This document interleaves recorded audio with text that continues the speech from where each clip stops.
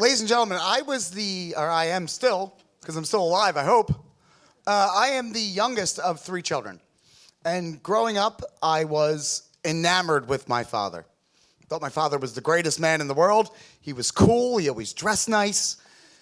He was well-traveled, well-educated. I remember when I was 9 years old, I was doing a report about the 1968 Olympics in Mexico. And my dad goes, "Oh yeah, I was there in the stadium when the man did the Black Power sign." I go, "Oh great, you can help me." He goes, "No, I can't, because I drank the worm at the end of the bottom of the bottle of tequila." I was like, "Wonderful, Dad." I would become a teenager and we would not get along so well anymore because everyone in here has been a teenager. And it wasn't until my mother died 3 days before Christmas when I was 16 that my father and I would rekindle our relationship. And what we would understand is we had a very shared sense of humor, a shared we loved jazz, we loved all types of the same music, but we really loved Shakespeare. So what I would do to him, every morning I would leave him some sort of Shakespearean quote about patricide. So that's how he'd wake up every morning. So a number of years later, I turned 21 and my father summoned me to the bar. He had just found out that he had prostate cancer. So we go to the bar and he tells me, he actually commands me to order a martini. I think looking at me, you realize I'm not really much of a martini guy. I'm more of a Zima dude. So we're sitting there and they had caught his cancer early, but he was in relatively good shape. And he slides some paperwork to me and I look at it and I'm like, "What the hell is this?" He goes, "Look, I want you to be the executor of my will and I'm giving you power of attorney." And I laughed in his face because let me tell you something. I was the youngest of his 3 sons and literally the most irresponsible. My 2 oldest brothers were wildly successful. Before I had that drink with my dad, I was just in a 3-way.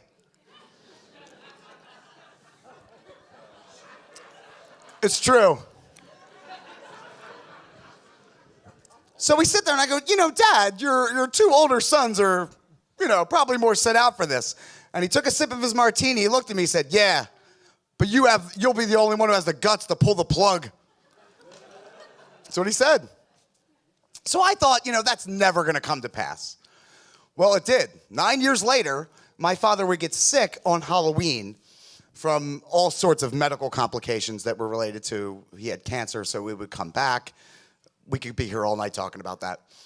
So I go to the hospital and the doctor says, "Look, Nick, you're the executor of the will and you have power of attorney. You need to return the next morning at 9 a.m. and we're gonna begin this process to start pulling your dad off, letting your dad die." So I had no idea what that meant.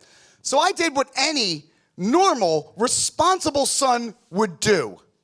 I went home and got insanely drunk and met some girl and went to her house, a beautiful woman, a beautiful fitness instructor, and I slept with her and then used my dad dying the next day as an excuse for me not to have to spend the night. I told you I was a degenerate. I had no reason to be in charge of my father's life. So I go home and I wake up the next morning and again, I make another smart decision. I get insanely high. Like Pink Floyd The Wall high. Like shut the curtains, holy shit, the cops are coming high. Now the hospital is located right behind my house. So I could walk. I didn't want you to think I was intoxicated while driving. So I begin this walk and it was really funny because as I was walking and I got into the parking lot, it was very reminiscent of when they pulled me out of high school to tell me my mom was dying. So I was making this same kind of walk and I get into the elevator, I go up to the ICU and I'm walking and right when I step into the ICU, the doctor sees me and loses his mind and starts running towards me. Now I don't know if any of you have ever dealt with have been in a hospital situation. It's impossible to get a doctor to even come into the room. So as I'm walking and here is my father's room, right before I get to the threshold, the doctor comes here and I look and there's my father and he's wide awake. He is sitting up and he's drinking a cup of coffee and reading the Philadelphia Inquirer. And the doctor looks at me and he says, "I've been a doctor for 15 years. I don't know what the hell happened. Your dad should be dead." So I said, "Okay, whatever." I go into the room and my father's sitting there and I walk in and he pulls the paper down and he looks at me and goes, "E2, Brutus?"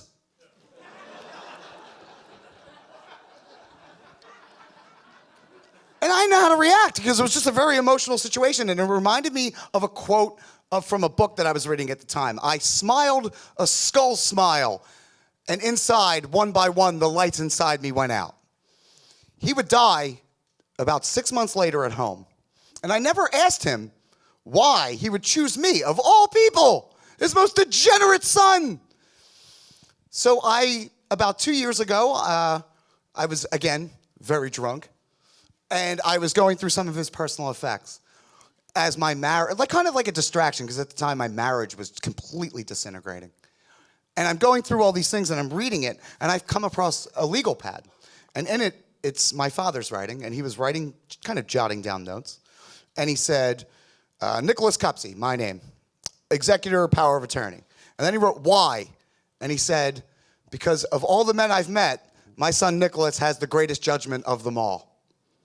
And for a while, and for many years, my father asking me to be the one to pull the plug on him felt like a curse. Felt like something like a burden, something that I had to carry with me. When in actuality, it was an honor. Like, he loved me so much that he trusted me above all others. So I took this piece of paper and I walked downstairs and I went out my front door and there was a candle burning and I lit it, put the piece of paper, I set it on fire, and from that I lit a cigarette and I watched it burn, and one by one the lights inside me came back on. Thank you very much.